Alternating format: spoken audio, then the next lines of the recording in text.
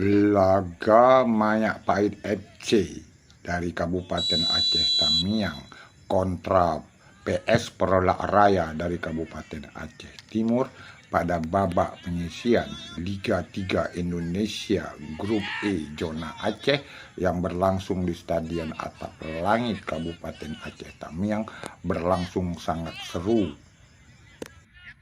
Laga yang berlangsung pada hari Senin 13 November tahun 2023 sore betul-betul sangat seru.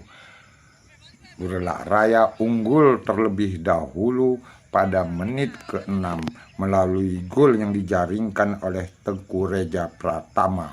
Kemudian Majapahit FC membalas atau menyamakan kedudukan pada menit 28 oleh Ardiansyah. Majapahit selanjutnya pada menit ke-29 menggandakan keunggulannya menjadi 2-1 pada menit ke-29 melalui gol Muklis.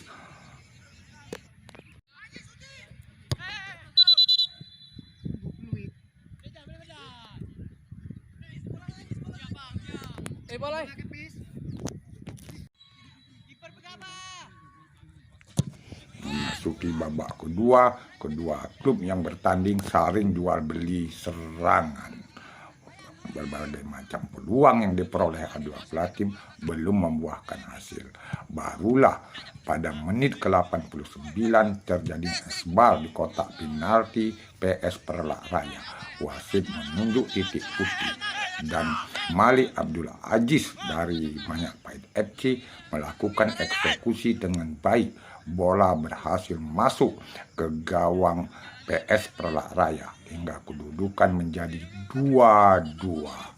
Pertandingan selanjutnya semakin seru dalam suasana kencang dan beberapa kali terjadi pelanggaran di dalam pertandingan. Hingga usai laga kedudukan tidak berubah 2-2.